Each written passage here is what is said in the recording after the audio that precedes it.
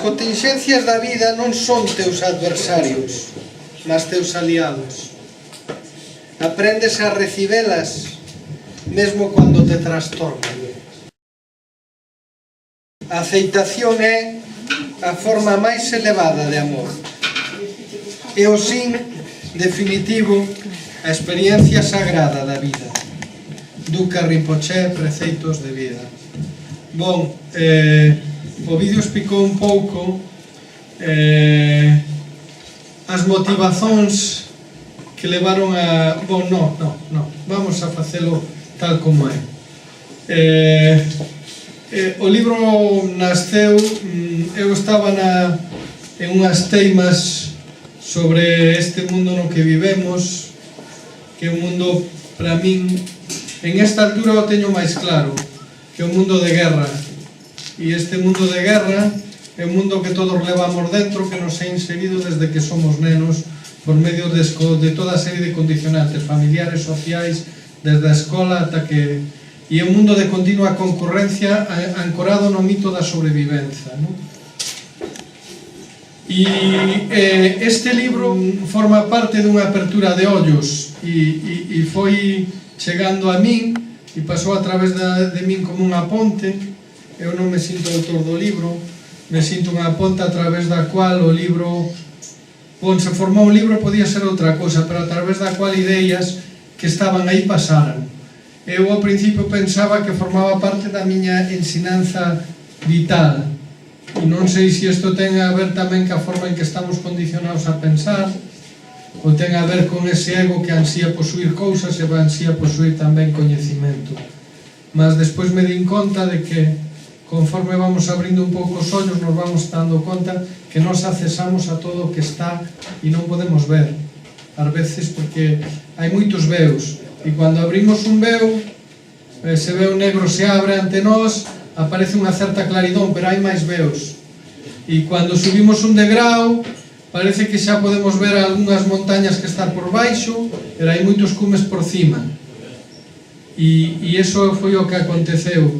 E os ollos ensimismados do cuadro de Belspister eran ideais para o libro porque, en definitiva, eran os ollos daquele que está fechado en si mesmo. Apareceron as cousas que se ian precisando, se foron xuntando un pouco como no libro de Rochi, que se foron as sinerxías e os camiños coincidentes de xente que está nunha mesma dirección van aparecendo e se foron xuntando ela e acabamos de estar ante un recitado poético moito intenso. E a mí me foron aparecendo textos, autores e todo iba chegando e estaba fluindo cousas. E canto máis confuso estaba e cuanto máis perdía o medo a estar confuso, máis aparecían cousas interesantes. O medo foi o terrible porque houve momentos de ter moito medo a non saber o que viña detrás e o pasamos mal, moita xente que estamos aí en ese mundo dos medos tamén. E foron abríndose e se foron surxindo cousas que deron lugar a este momento en que hai un pouco máis de luz. E que penso que todos temos xa un pouco máis de luz. E tamén ten a ver cos que quedaron detrás nosa, que forman parte da nosa trayectoria non só persoal, senón forman parte da trayectoria da humanidade. E probablemente, por moitas circunstancias e situacións que pasaron eles, hoxe nós xa non as atravesamos. E entón o poema de Cavafis apareceu e claro, é evidente que sempre no mundo civilizatorio, chamado mundo das civilizacións, no poema Espera dos bárbaros, a disculpa dunha civilización chamada de inferior que ameaza a nosa civilización que en contraste con esa civilización é máis en tudo, máis democrata, máis elevada no nivel filosófico, máis elevada nas artes e tal, en contraste con esas civilizacións, pois permite seguir no mundo da guerra, porque ese enemigo dá a disculpa para fechar toda a lixeira e toda a merda que hai nas sociedades das civilizacións antiguas e nas de hoxe. Pasa igual co Imperio Occidental, o Imperio Anglosaxón, non? Que domina agora o mundo. E por contra tamén é certo, no outro lado, están tamén outros que queren dominar o mundo. E moitas veces aqueles que aparecen como libertadores se tornan despois opresores, porque siguen a mesma dinámica de guerra.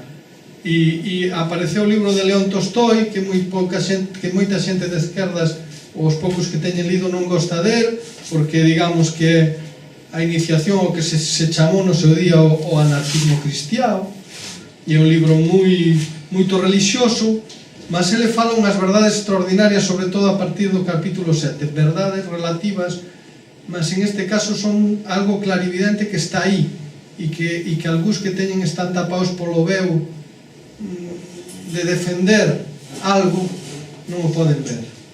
E ele dicía que en unha parte do libro dicía unha cousa moito interesante, que dicía que era un erro procurar a liberdade, porque a liberdade non é un obxectivo, a liberdade é unha consecuencia de descubrir a verdade, e unha vez que un coñece a verdade, a liberdade ven por si só, non precisa.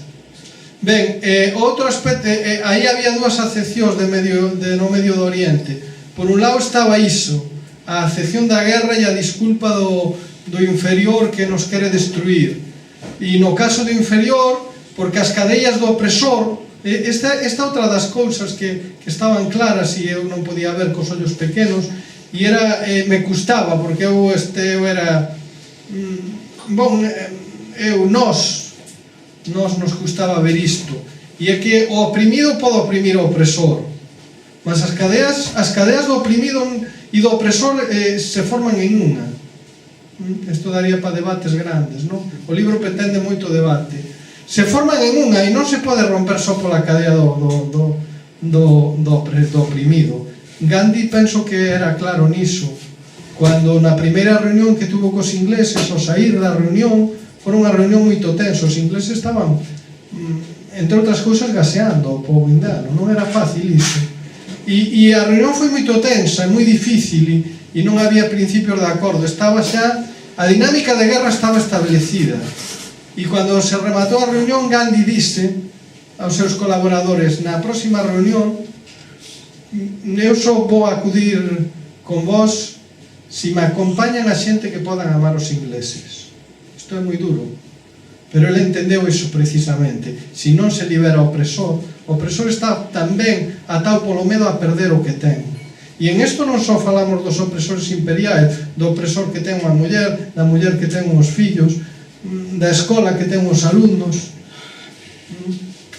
e despois aquel que está na dinámica de guerra, que é o que dicía Tolstoi no seu libro, e foi prácticamente profético. Lles dixo: se colledes as armas, e isto tamén é un debate moito difícil, se colledes as armas, seredes peor que os opresores que vos oprimían. E penso que algo diso está para pensalo. Por qué? Porque Tolstoi entendeu o que tamén na dinámica de guerra, o que o coller o poder. Hai un poema de Ruinofi, o poeta angolano, que dice: aquel que tiña unha pedra na mao e colleu unha pedra. O poema se titula A pedra na mao, e o home se foi e colleu unha pedra no medio da rúa de Reserta e xa deixou de ser un home, era un home con unha pedra na mao. Había un home con un poder, e ese poder dá o poder de impor, e as armas dan o poder de impor. Impor, salirse da tendencia e da dinámica de impor é complicado. Ben, a segunda sección do libro, e quero rematar rápido, é a do interior. O sea, Medio Oriente. Aquí entramos en todas as mañás, cando nos levantamos, vemos o sol sair polo oriente e descer o pôr de sol no occidente. Entón, o oriente sempre foi unha alegoría do nascer, e o occidente sempre foi unha alegoría do morrer. Entón, a outro debate de Medio do Oriente ten que ver co interior da persoa, e aí hai tamén algo moito complicado, porque cando entramos para aí adentro nos encontramos coa dificultade de o descoñecido. De repente, cando estamos fora, o condicionante externo podemos ver os condicionantes, os vemos, os podemos cuadricular, pero cando entramos dentro e comezamos a ver cuáles son os condicionantes internos, cual é o traballo interno, ese é outro dos pontos do debate, si só chega con solucionar as cousas externamente, e hai un debate máis amplio que dice hai que solucionar tamén internamente. Non podemos nunca chegar a unhas sociedades que anhelamos de maior xusticia, de maior liberdade, si antes non cambiamos o que temos por dentro, porque se o lobo vai por dentro, a sociedade que vai crear é de lobos, por moito que o discurso sexa de cordeiro. Isto tamén é un debate dentro do libro, un diálogo. Eu, fuxindo do mundo da guerra, do condicionante da guerra, e de ter que estar sempre pelexando co que está ao lado, eu penso, e estou comenzando a ver que quizás a única forma sea da confraternizar. Vamos ter que confraternizar, porque ao fin e ao cabo o que coachamos diferente é un espello daquelo que levamos dentro, e nos mostra moi ben moitas das cousas que non queremos ver en nós. Entón ese diálogo, un diálogo, porque no formato diálogo se poden crear espacios comuns, no formato debate estamos sempre en guerra. E esa era a outra parte, a de Oriente e Occidente. Entón, a personaxe principal do libro vai mergullar tamén no seu interior a través dese mundo tan sin límites, porque no mundo exterior podémonos, en referencia ao mundo do exterior, podémonos sentir moi sólidos. Cando entramos dentro, aí xa as cousas non teñen uns límites claros e non temos referentes tan claros, e a veces hai que crialos. Pois aí empezamos cos contrastes dos espellos. Carlos empeza intentando coñecerse a sí mesmo e intentando, hai dentro de Carlos unha necesidade que tal vez eu penso que atento do ser humano de darse aos demais, e ao entrar dentro, pois unha das cousas que empeza ao principio, Carlos o que fai é encontrarse con outras persoas e intentar coñecerse a través dos outros. Depois hai tamén un intenso diálogo sobre as organizacións, as institucións religiosas. Aquí usamos a palabra religión no aspecto máis etimolóxico, de religar, ou de xuntar o que foi separado. E Carlos se vai dar conta na procura dos seus referentes, se vai dar conta que as institucións creadas, en este caso as religiosas, non cumpren ningunha función de guía para a libertación ao home ou de guía para a espiritualidade do ser humano. A función que cumplen, como todas as institucións que se crean na materialidade, é a función de, digamos que unha institución, sexa que for partido político, iglesia, o que sexa, ao final, en este mundo da guerra, o único que lle importa é sobreviver. E entón, a mellor originalidade pola que foi criada para guiar a un home hacia un punto que ese home lle permita coñecerse mellor a si mesmo, sexa no aspecto que sexa, queda xa abandonada, porque o único que lle importa a esa institución é sobreviver e gañar espacios dentro do mundo da materia. Entón, ese é outro dos diálogos que temos que aclarar, si debemos seguir ou como dicía Judy Krishnamurti, debemos renunciar á formación de todo tipo de organización, de todo tipo de organización institucional. Non o sei. Depois outro diálogo era o que falamos do diálogo interior e os múltiples personaxes que se abren aí a través de nós, que chamamos consciencia, que chamamos mente, que a mente, que a consciencia, con que percibimos. Esa observación, esa introspección, empezamos a observar onde está a mente situada. Científicamente ninguén pode dicir está no cerebro, está aquí, está lá. Co que sentimos, nos parece, tocamos o tacto, temos aí, pero onde está a mente, onde está a consciencia, que é aquilo que percebemos. Ese é outro dos diálogos do libro. Depois, o diálogo de que falaba Roche, o diálogo, a morte aparece. E a morte, para min non, digamos, chegamos a ver de alguna forma en esta camiñada conxunta que facemos todos en algún momento creo que chegamos a intuir que o medo a morrer, ese medo atávico, é un dos maiores limitantes do ser humano. Eso tamén se toca no libro. E aquí acontece outra cousa. Mircea Eliade, que era un dos grandes estudiosos das religións, chegou á conclusión de que no mito do cazador paleolítico se esconde un dos mitos fundacionais dos exércitos e do militarismo. En aquela altura, que a humanidade naquela altura sí necesitaba precisamente situarse na sobrevivencia, porque era inminente sobreviver, o cazador era aquel que se defrontaba ca morte para traer a comida a tribo.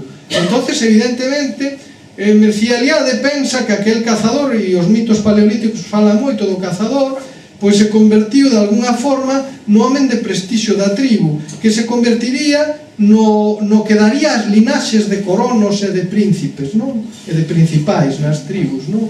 E de aí, cando chegamos á época das civilizacións, ele acreditaba que aí se vai formar o núcleo dos exércitos a partir do cazador. E aí comeza xa, e en esta altura, na Terra, non precisaríamos de estar no mito da sobrevivencia. Temos unha tecnoloxía e un avanzo científico-tecnolóxico que nos permite non ter que matarnos, mas seguimos ancorados nese mito. E entón, se acreditaba naquela altura, se acreditaba que o home só podía vencer ou ultrapasar o medo atávico á morte entrando na guerra. E Carlos vai entrar na guerra para intentar, mas aí hai outro problema. Carlos vai á guerra e descubre que hai que afrontar a morte, ben, pero tamén tens que afrontar que tens que matar o outro. Eso xa non é tan fácil.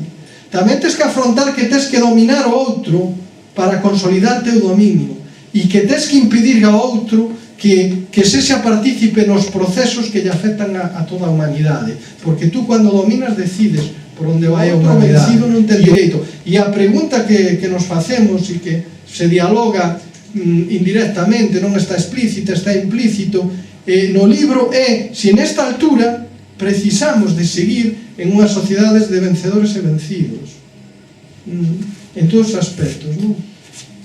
E agora Carlos, despois de atravesar a guerra, como todo ser humano que quebra, porque el se encontra con contradicións moi fortes, non pode seguir no mundo da guerra, quebra e cae. E onde cae?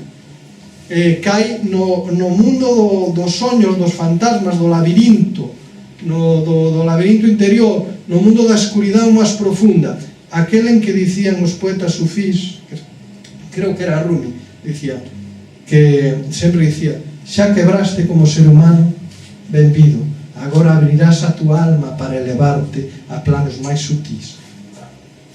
Unha vez quebrados, nos elevamos a planos máis sutís? Esa é outra das preguntas, está aí no libro.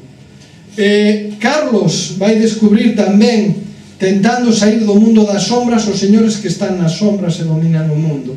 Aí está especificado o señor de negro, o señor máis maquiavélico, con máis necesidade primaria e ególatra de dominar e controlar. O señor de gris representaría aquel que ten aínda unhos condicionantes éticos que aínda fan de trabón a hora de ser tan, por dicelo de alguna forma, tan sin escrúpulos. E o home de branco representaría a parte do home de gris e de negro que dialoga e é diplomata cando pensa que pode obter unha ventaxe ca diplomacía. Só iso, non se diferencia dos outros. Eses son os dominadores que Carlos vai encontrar, non? O protagonista. Depois nos vamos a encontrar que Carlos atravesa eso e se encontra que todos os seres humanos, todos nós, todos os seres humanos viaxamos de alguna forma en círculos, e hai unha raíz, e se nos observamos claramente podemos encontrar cual é a raíz que fai que nós estemos dando volta sempre no mesmo círculo. Algúns, a raíz é o medo. En eses que a raíz primixenia é o medo, ese medo tan forte, pois se fai ser homes precavidos e mulleres precavidas, seres humanos que están todo o tempo pensando no que pode vir, porque teñen medo a todo o que pode vir, e toda a súa vida se malgasta en anticiparse aquilo que pode vir.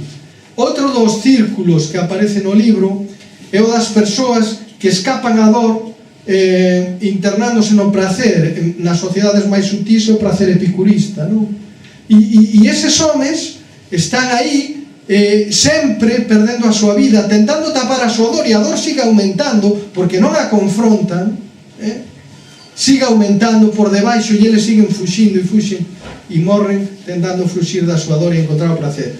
E hai un círculo máis alén, que é o das persoas que moitas veces nos achamos de inocentes ou as conceituamos de ilusas, e son aquelas persoas que están viradas ao lado positivo das conversas. E esas persoas que viran ao lado positivo da conversa son moito necesarias para dar luz a aquelas cousas que nos enrevesamos precisamente por eses pequenos medos. E no final aparece o druida no libro, e ele non é unha persoaxe que eu tivese interese en por ou non por, aparece o druida, e o druida é a volta á naturalidade. E entón acontece unha cousa extraordinaria. Toda esa psique que construímos desde que nacemos, en donde entran os condicionantes internos e externos, nos está afastando continuamente da naturalidade. E resulta que estamos buscando as respostas fora. E o poema de Rumi, do grande libro de Rumi, o Masnavi, diste: tal vez tiñas que bater a porta por dentro. Había que bater a porta por dentro. E ao mellor, cando comezas a bater a porta por dentro, aparece un ser que está canso dese outro ser, ese outro ser que tal vez forma o ego, que tal vez forma non sei moi ben o que, esa mente, eses pensamentos que están controlando todo, e detrás dese ser ao mellor se revela ese ser natural que está en contacto ca naturalidade e que está conectado. Todos os seres humanos temos tido momentos de desconexión, e é moi curioso que en eses momentos de conexión sós cunha paisaxe, sós na beira do mar, sós ao lado dun río, cando nos abrimos ao amor de verdade sin condicionantes, e ao mellor cunha parella ollando a pos ollos, en ese momento que nos conectamos a todo o que nos rodea, sin necesidade de falsas ansiedades, de falsas apreciacións e percepcións e prexuicios, conectados en un momento de silencio total, non temos medo de nada. Desaparece cualquier medo, nin siquiera pensamos no medo, nin que será dos nosos fillos, nin da casa, nin das letras. E hai unha conexión total. E en ese momento tal vez surxe algo que se pareza moito ao que nós tentamos verbalizar como felicidade, tal vez, ou alegría, ou algo disso. Ao final o amor, surxe o amor, Carlos vai derivar nunha situación en que el axa que a solución é o amor, mas o amor empeza a resultar complicado. Que é o amor? Como se pode chegar ao amor? O amor é ausencia de medo, o amor que é en sí, o amor é unha cousa sutil, o amor é unha cousa etérea, o amor é unha cousa... Que é ese amor? E entón Carlos, pois ao final, fuxe polo amor luxurioso, por o mundo do placer. O placer e a necesidade de obter dominio tamén no placer, a necesidade de gañar espacios no placer, en fin, esa toda cousa ególatra, e Carlos se mete no mundo luxurioso. É a escolla del. Nas escollas hai que ser moi respeitosos cas escollas de todo o mundo. Cada quen ten a súa escolla. En ese momento Carlos escolle iso, non? E por último, Carlos chega ao final da súa vida, e esta é unha das partes do libro que, en fin, que moitas quebran os cánones típicos teatrais, esta que máis, porque aquí hai 40 anos ou 45 anos depois aparece Carlos, aí non sabe moi ben como, mas o que quere reflexar isto, que chega á altura da súa vellice, ou ainda non tan vello, mas a altura xa de recoller os frutos, e Carlos se dá conta, non se quere dar conta, de que a súa vida é unha insatisfacción completa. E hai un diálogo cunha persoaxe, unha muller madura e atractiva, que pode significar, ou parece significar a morte, non? E hai unha parte moito interesante en que el dice que el fez na vida o que había que facer, a disculpa de sobreviver, e se corrompeu porque era a única forma de garantir unha certa comodidade. E pois se hai que vender o corazón para ter comodidade, e ao final é unha das formas coas que mellor nos encadenan, nos venden, non? Primeiro nos quitan a liberdade de ser selvaxes, depois nos regalan a comodidade, e a cambio temos que entregar o corazón, depois temos que entregar a privacidade en trocas de estar nas redes sociais, e así nos van controlando cada vez máis, non? E Carlos dice, bon, era o que había a facer, eu me sinto satisfeito, e a muller madura e atraínte lle pregunta, e se te sintes satisfeito, por que tomas comprimidos para adormecer?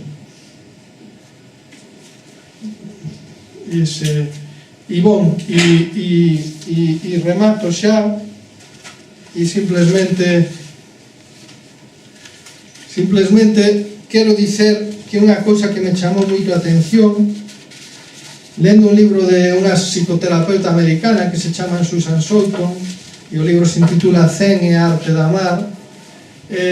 Ela deparou na súa consulta con un meniño que tiña 12 anos, un meniño norteamericano que sufría estrés prematuro, porque era un fillo dunha familia acomodada, e o rapacito pois estaba presionado para que o día de mañá fose alguén, fose unha persoa de proveito, querían os pais. Isto estaba con moitas actividades, e ao rapacito chegou un momento en que penso, non lembro moi ben, pero ata acho que deixou de falar, ou non se comunicaba con todo o mundo ou algo así, se fechou en sí mesmo. Era un acto de rebeldía único que podía ter nunha familia que lle impuña todo.